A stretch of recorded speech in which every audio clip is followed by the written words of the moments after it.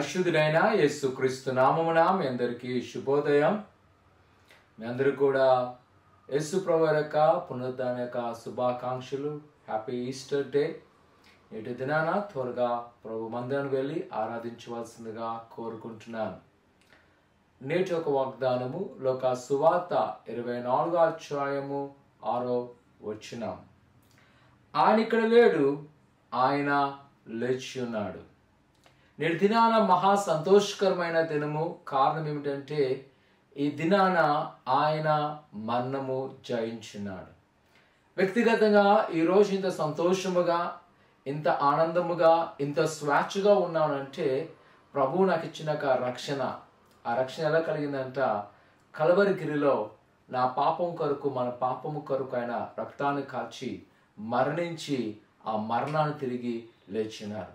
ఈ భూలోకంలో మరి ఎవరు కూడా ఆ విధంగా లేరు, కానీ కేవలము ప్రభువైన యేసుక్రీస్తు మాత్రమే. అందుకనే ఈ దినము చాలా ప్రత్యేకమైనది. ఎప్పుడు సంగమా మనం ప్రకటించవలసిందంట, ఆయన ఇంకా సమాధిలో లేడు. చాలాసార్లు మనం అనుకుంటాము ఆ సమాధి వెనకాల తిరుగుతుంటామేమో, కానీ గమనించండి, ఆయన సమాధిలో లేడు, ఆయన లేచున్నాడు.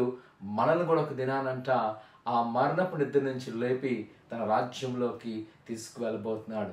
ప్రియ కుమారుడు కుమార్తె, ఈ రక్షణ సువార్త మరి ఎక్కడ దొరకదు, ప్రభువైన యేసుక్రీస్తులోనే. అయితే ఈ యొక్క పునర్దినాన ఒక విషయం మాత్రం నేను తెలియజేస్తాను. దేవుని మందిరంలో ఇంకా చాలా విషయాలు తెలియజేయబడితే ఏంటి ఆ ఒక్క విషయము అని చూచినట్లయితే, ఆయన లేచి అంట మనకు ఒక బాధ్యతను అప్పగించున్నాడు. ఏంటి అంటే ఆయన లేచిన శుభవార్తను అనేక మందికి ప్రకటించడం.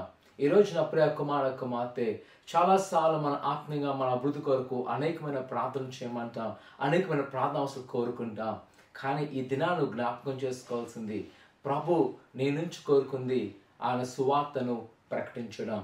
ఈరోజు మనకైన ఆ రక్షణను ప్రభువైన యేసుక్రీస్తు లేచిన విధానానంట ఇంకా అనేక మందికి మనము తెలియజేయవలసినది.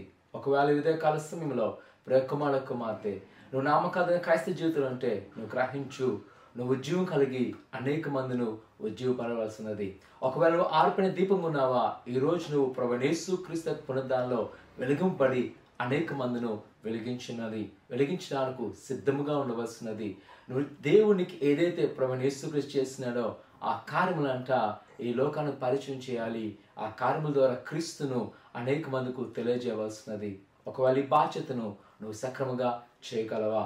ఆయన లేచిన శుభవర్తమానము కేవలం మనతోనే కాదు, కానీ ఇంకా తెలియని అనేక మందికి ప్రకటించడానికి నువ్వు సిద్ధముగా ఉన్నావా? ప్రార్థన చేసుకుందాం. పరిశుద్ధుడా, దేవానికి ఉన్నాను తండ్రి. ఉదయకాల సమయంలో ఆయన నువ్వు మాకు ఇచ్చిన రక్షణ ఆనందాన్ని మేము తట్టుకోలేదు ప్రభావ.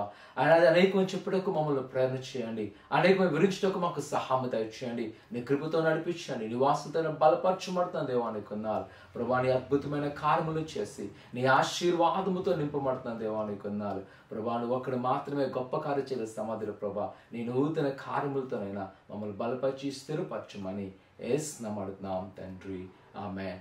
త్వరగా దేవుని యొక్క మందిరానికి వెళ్ళి ప్రభువుని ఆరాధించవలసిందిగా కోరుకున్నాను. దేవుడు దీవించును గాక. ఆమేన్.